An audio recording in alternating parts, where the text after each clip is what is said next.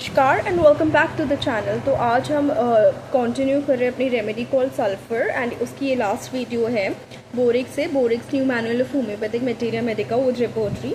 बाकी उसके बारे में हमने क्या क्या डिस्कस किया है बोरिक्स से या क्या क्या उसकी चीज़ें कवर की हैं वो आप पिछली वीडियोज़ में जाके देख सकते हैं। Since it was a very long remedy तो इसको पार्ट्स में कवर किया है। जो हमें शुरू करना है वो मोडालिटीज़ से शुरू करना है। स्किन तक हम लास्ट वीडियो में कवर कर चुके थे।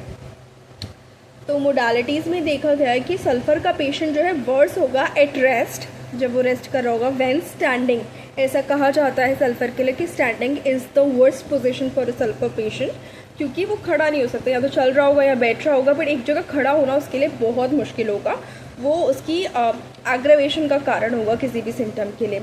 उसके बाद वार्मथ ऑफ बेड की गर्मी से, हीट से वो वर्स होगा। वॉशिंग से, बेदिंग इन द मॉर्निंग से उसकी तकलीफ बढ़ेंगी। 11 AM पिक्यूलियर सिम्टम है, उसकी तकलीफ बढ़ेंगी। रात में उसकी तकलीफ बढ़ेंगी। एल्कोहलिक स्टिमुलेंट से उसकी तकलीफ बढ़ेंगी। और सल्फर पेशेंट की जो कंप्लेंट्स हैं वो पीरियोडिकली रिपीट होती है, आफ्टर अ सर्टन पीरियड वापस आती है। बेटर कब होता है? ड्राई वार्म वेदर में बेटर होता है। Lying on the right side better होता है। From drawing up the affected limbs, तब वो बेटर होता है। अब drawing up the affected limbs यानी एक पर्सन जो कि अपनी जो दोनों पैरों को ऊपर लेके आता है, bringing their knees towards their chest, often accompanied by pain और डिस्कम्फर्ट। कभी कभी ये इनवॉलंटरी मूवमेंट भी हो सकता है। कुछ डिजीज़ेस में, बच्चों में ये इनवॉलंटरी मूवमेंट भी हो सकता है, लेकिन ये जो मूवमेंट है ये डेफिनेटली तकलीफ़ को बढ़ाएगा सल्फर पेशेंट की। उसके बाद है मोडालिटीज़ पे आते हैं, सॉरी रिलेशनशिप्स पे आते हैं। तो कॉम्प्लीमेंट्री रेमेडीज़ जो इसकी है वो aloes, psorinum, aconite, pirarara, a fish caught in the Amazon, clinically used for various skin infections, lepra, tuberculides, syphilides, varicosities. इन सब चीज़ों में देखा जा सकता है पायरारा का जो है कॉम्प्लीमेंट्री एक्शन सल्फ़र के साथ।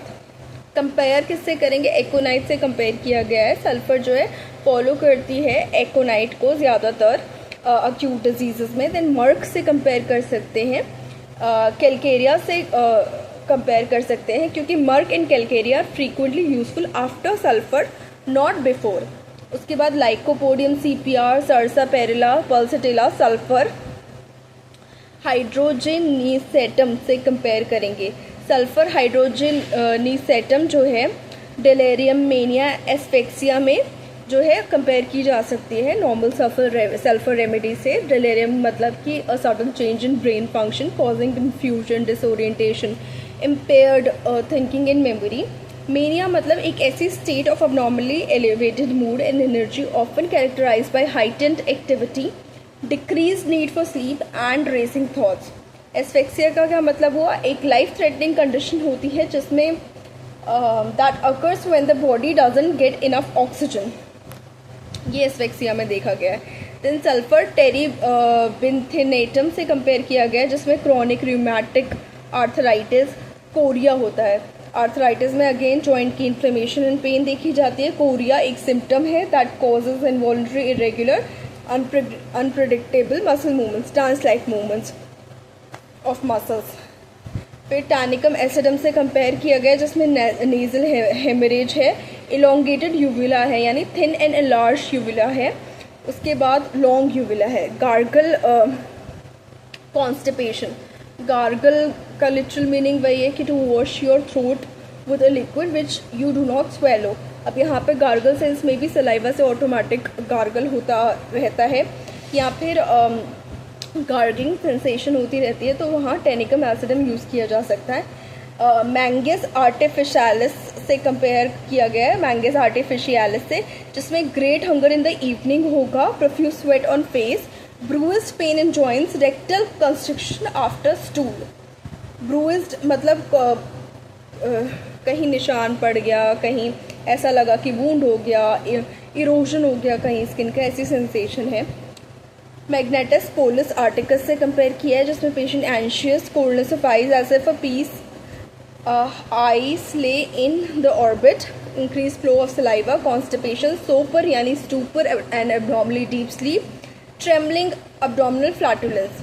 मैग्नेटस पोलस ऑस्ट्रेलिस से कंपेयर किया गया जिसमें dryness of lids, easy discoloration of ankle, ingrowing toenail यानी कि जिसको ओनाइकोक्रिप्टोसिस भी कहते हैं, when the edge of a टोनेल grows into the surrounding skin causing pain, inflammation and potentially infection.